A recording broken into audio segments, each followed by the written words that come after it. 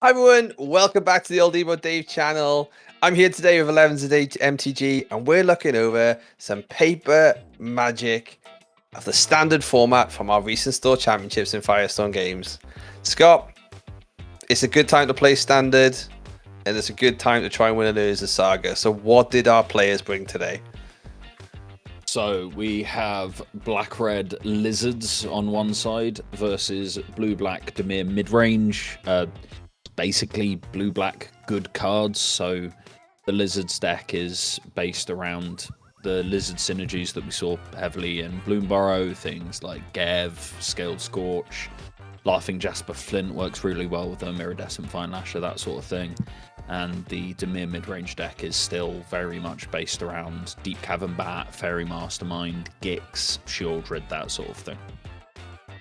Yeah, a deck that's died off really, hasn't it, in things like standard metas and like the arena meta where standard is seeing a lot of play.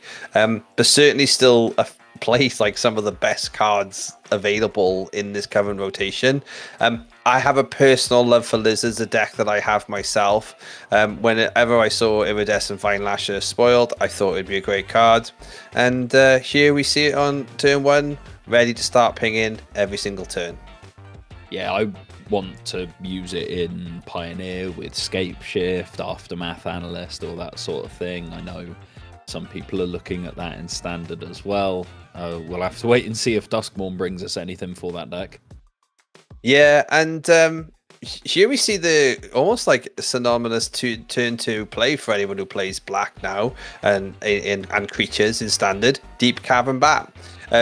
The classic 2 of, so you just kind of have to take the Eartide. But Fairy Mastermind, a definite threat, and probably seeing one play on end step.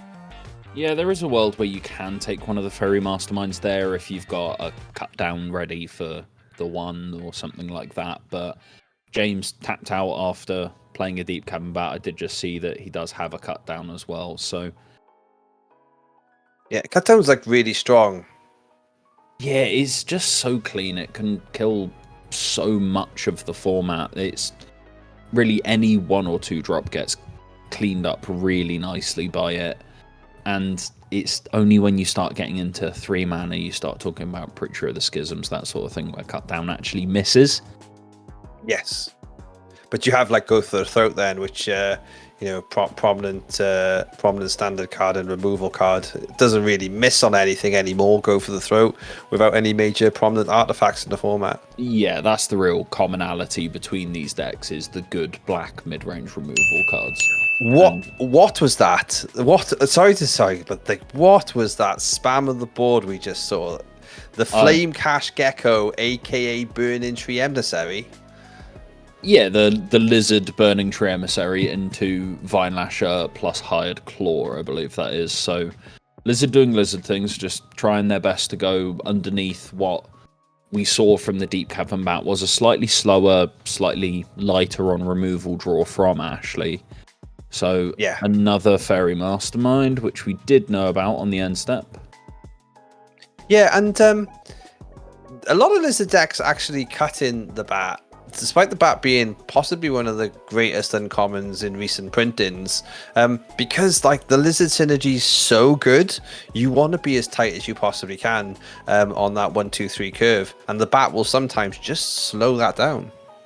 Yeah, they're also making up for it a little bit by playing things like Thoughtstalker Warlock, where they can still get the hand hate, just slightly higher mana cost, but while still playing a Lizard and still contributing to their main game plan. So yeah. Some people lean away from the Bats. We see James playing it here. It's a 4 of in James's deck, and it's looked fairly impressive so far. I would change this board pretty significantly. Oh, massively. And the one good thing about the Flame Cash Gecko is the activated discard a card, draw a card cost. So when you get to that sort of almost flooding out situation like James has here, you do get the opportunity to then do the discard draw. Interesting Ash has given the draw now, and also interesting James just decline to not cycle themselves, you don't tend to need more than 3 mana. So I would have personally potentially looked for some more threats to get this game closed down. Yeah, it's always a hard matchup playing against Dimir midrange because it depends on what half of their deck that they draw. Where we saw Ash's hand early on, it was just creatures. Now I can see things like 3 steps ahead, so they've had a bit more of a control-esque draw. Sometimes the deck can just go Spyglass Siren into Deep Cavern Bat, Gix, and just almost aggro you out. So I think that's why people lean towards it. It is really, really versatile. Where you can sometimes you're cut downing your opponent's Deep Cavern Bat, getting back the Urtai, and now it's still going to be really difficult for James to start trying to push through this. This is a big board swing, really big board swing to off one card as well, off just a cut down. One card. Yeah. No one. That's why we're starting to see those nature healing, and we're seeing them £2 uncommons again. Check your bulk. If you've got go for the throat, you could be sitting on a couple of quid. Go for the throat, cut down, Deep Cavern Bat. They're all worth money because a lot of Aftermath analyst as well. We found out, and you gave me yours, that they were a good few quid each as well. It's incredible, and not to forget Heartfire Hero. That is another which is heading towards £2.50. And here is the Scales of Shale actually finishing off this game. Neat little combat trick, which is literally terrible in almost every other black deck, but is an incredible tool in this one.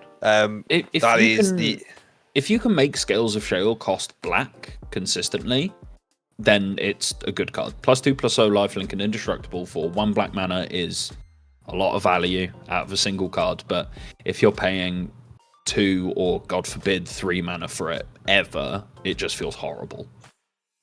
Yeah, it absolutely is. You'll sometimes maybe pay 2 for it when you're flooded, but outside of not playing well. And it's cool because obviously if you're holding open black, you're also holding up the mind game of it's potentially cut down, which some people will think, oh, I'm good through cut down, but actually then get surprised by Scale of Shale. So good pickup there for James in round 1.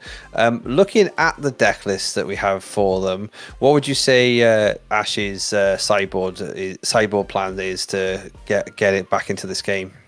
It all depends on how Ash wants to approach the matchup, where there's a lot of removal in the sideboard. There's another Urtai, there's Liliana's, there's Long Goodbye, there's another cut down, that sort of thing.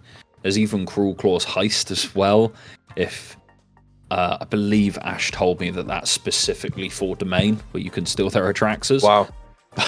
Okay. Yeah. No. So good cards. It all depends on how Ashley wants to approach the matchup. If he wants to continue playing creatures and play on the board a bit more and use that to generate persistent value, then he can do that, or he can move towards a deck with a lot of permission and a lot of removal, and then just top out at Sheoldred, which Lizards is going to have a bit of trouble beating unless they draw specifically go for the throat. So yeah, it's these mid-range matchups where one's slightly more control-leaning, one's slightly more aggro-leaning, but Preacher of the Schism is a really difficult card for Vine Lashers to get through. Yeah, this is the run out that is not good for this deck, and James has to pivot on game plans instantly. Now we're a turn behind on the bat, but to see a Sheoldred is like an insta take there, despite how good Fairy Mastermind is going to be flashing in and flying over. James really needs to sort of get some help. I can see just from the board they've sided in Duresses. I guess without deck list knowledge, because we know from Ash's deck that this is quite a creature-heavy domain list. It probably is thinking about, he wants to strip them of counter spells, strip them of cut downs. But there is nothing other than to go for the throats for dealing with this Preacher of the Schism, and so this is going to be a real tough time. I think James really is going to hope for plenty of lands, plenty of blockers, and hopefully a few more scales of shale to come out to like slow down these big bodies. Yeah, Scales of Shale can kind of double up as a removal spell in these decks, where you can Scales of Shale your Flame Clash Gecko or Gev or something like that and get someone. But Urabrask's Forge as well is not. It's not bad when you're faced against Dimir. They can't answer it really once it's come down unless they specifically Tidebinder it. But Fairy Mastermind works really well in multiples as well. Interesting fact on that token is I gave him that. That is an old Emo Dave. That is an old Emo Dave gift. We haven't got licensed tokens for the channel just yet, but no, just gift from my heart. gift from what at the time was my bulk when Eurobrask Forges were a quid, and now you can buy a new house on a Eurobrask Forge. Yeah, it's yeah, they are certainly getting up there.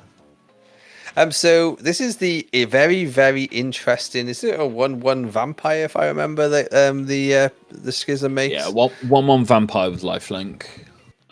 Yep, great art, Ash. I see why you see why you're worth the big bucks, mate. That's not what you want to see when you duress. It's just a mastermind, mate. And I have 2 mana open, and I'm gonna cast it. Yeah. Yeah, I remember what I said about them working well in multiples. As soon as one of these gets activated, Ashley draws 3 cards. So yeah, I cut down in James's hand. Like this is that weird thing where he's like, I've seen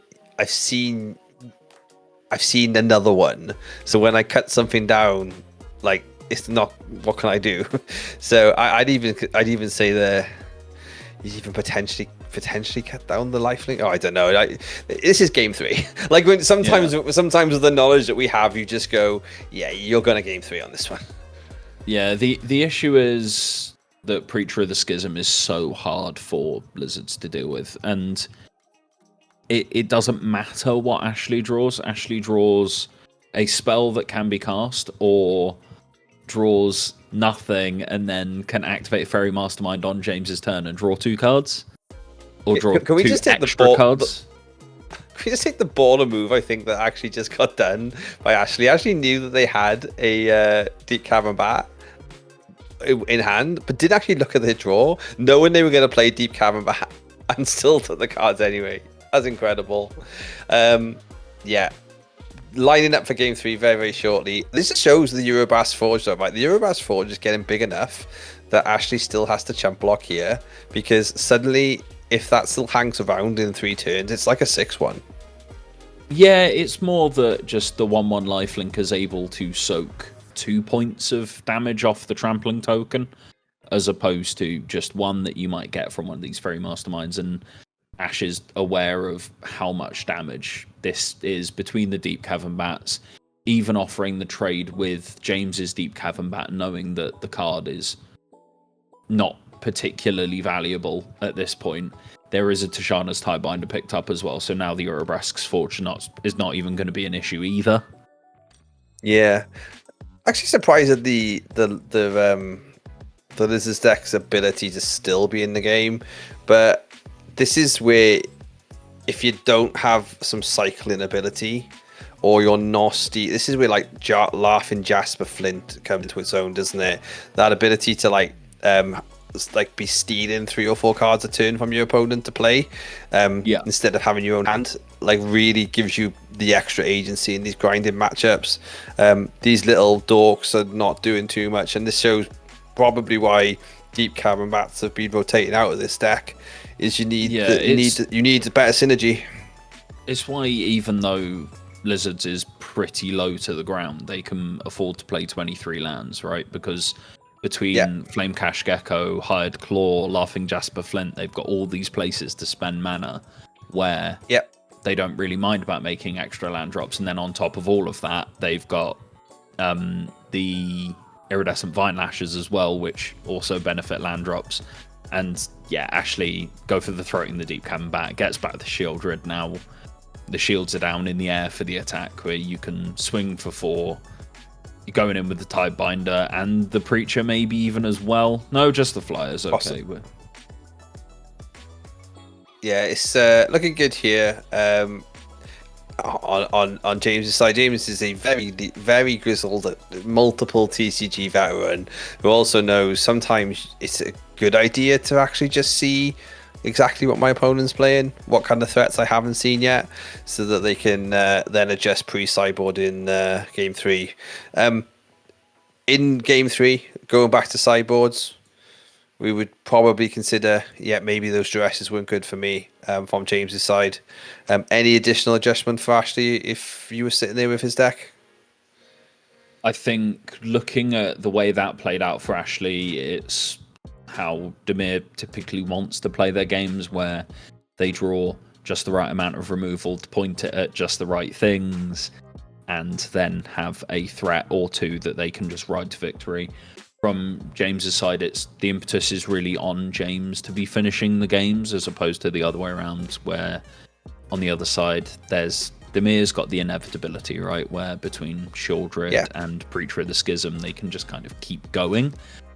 And from the Rakdos side, you need to be playing things like Scales of Shale and Go for the Throat, Bitter Triumph, or Abrask's Forge, that sort of thing, where you're trying to get your opponent dead, as opposed to Dimir, which is if both players draw a card and say go for a turn, that benefits Dimir a lot more than Rakdos. Yeah, absolutely. But let's hope that these players, get everything in line for game 3. This is a great start for Lizards, getting the Vine Lasher out, and the correct answer of a cut down from Ash. So back to the drawing board for Lizards. But that is a mudflat village as well, which you can actually sacrifice to return Lizards from your graveyard to your hand. So a really nice little card in these Lizard stacks as well. Another mana, especially when you're getting cut down consistently. That's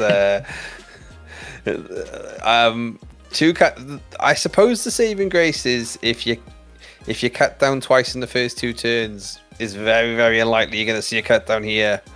However, have I spoke too soon? No, we see a deep cavern bat. Okay, that's just a hand removal instead. Yeah. This is some of the interesting lines you get with deep cavern bats sometimes, is that if it's like, I don't really want to take the go for the throw, but if I take the other card, you're going to go for the throw me anyway. So this will open up the forge. The interesting one there was cut down or Urabrask's Forge, where you can take the forge and your opponent is essentially priced into cut down in your deep cavern bat, but then you're hoping they don't draw the land to then be able to cast the forge as well, so then they're wasting mana. Or you just take the cut down, know you're keeping it, and keep the deep cavern bat as well.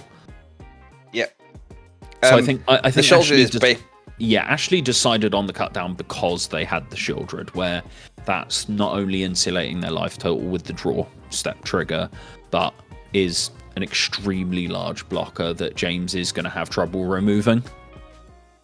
This is backbreaking. Like Sheoldred on curve, when you've had your turn 1 and turn 2 removed for Lizards, is go for the throat or bust territory, if you ask me. Yeah, so I think James swinging with both there just because aware of the Sheoldred just auto-blocking the Forge, and then the follow-up of Flamecash Gecko into Thoughtstalker Warlock is pretty good. A 2/2 Menace in particular is pretty good on this board. And it's good. It's set up the ability to strip the hand, which is important. There is a counter spell left live, which is something for James to stay aware of. There is open-handed. Is that a Phantom Interference, I want to say? Yeah, Phantom Interference. So it's essentially a make disappear for counter spell unless they play 2. But Gix is a great follow-up here. This hand is getting refilled. I did just want to call out the small amount of spice from Ashley in this list as well. The card that was chosen with Thoughtstalker Warlock was a Season of Loss as well. Wow. Love that. not putting in his commander deck and slamming it straight in the standard deck. Well, so James stuff. was actually priced into taking that because Ashley could pay 5 for the Season of Loss, choose each player sacrifices a creature, maybe once, and then draw 2 cards. So gets to trade off probably the Deep Cavern back, gives back the Cut Down, which isn't killing Gix or Sheoldred, so doesn't really matter, and then gets to draw 2 cards. It's not incredible for 5 mana, but when we're in this stage of the game, when both players have low resources, it's pretty valuable to be drawing 2 cards, especially when you've got a Sheoldred on board. No, for sure. Like, look at the life totals. Ashley's at 19, James is at 14, and James has been hammering away at Ashley. Yeah, exactly. Like James, I think is now swinging with like a 5-1 with the Forge after this, which is crazy when you think about it. Yeah, and it's still not doing very much. Yeah, just a couple of adjustments to the life total. I think they're with the life gain and everything. Wow. Sheoldred just doing work. It's 2 Phantom Interference in hand. Like, you're not resolving anything. James still hasn't made a land drop since turn 3. We're not resolving anything. Maybe a Higher Claw. That'll be okay. That's acceptable. Yeah, you'll accept that because for that to trigger, you're gonna have to attack with a lizard, which is gonna die. So that must have meant that the horror is currently in 4 because it was sort of like the Sheoldred put on and traded. Making a 2/2. That's making a 2/2 using using the artifact token for that. Momentum is definitely Dimir's way. This is a total of 7 coming in. There'll be a chump into the Sheoldred, shelly. So only taking 3. It looked like Go for the Throat was the pickup for Ashley for the turn as well. So even if life total wasn't as high as it was, just not being threatened by the Asurabrask's Forge. No, absolutely. Only 5 damage, quote unquote. Yeah, you just take this. It's like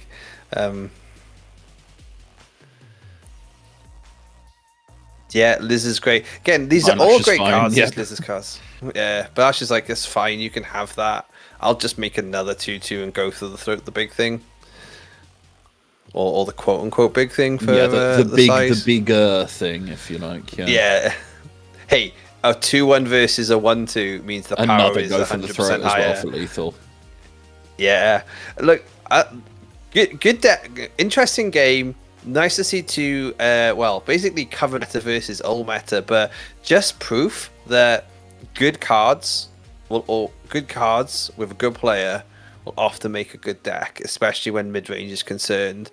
And it just shows the power. It just shows the power of the black mid-range cards, right? Where that's the core of both of these decks.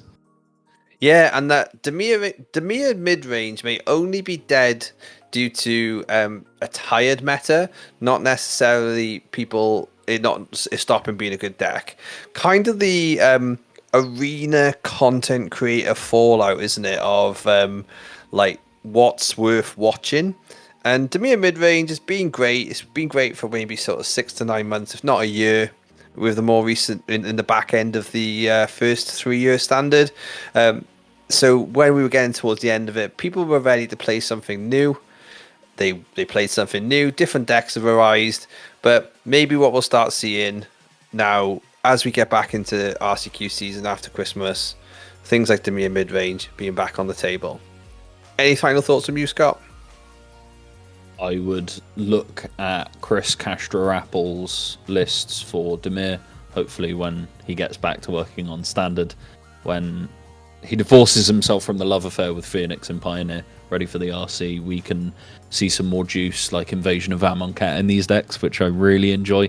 But yeah, pick both of these decks up. They're both good. They're both relatively cheap if you ignore the existence of Sheoldred in the Dimir deck, but they're both good. Well, that's a card you keep it in your binder. Interesting to see what new sets will bring for these decks, but for now, we'll be on to more Standard Showdown in the next video. See you on the next one.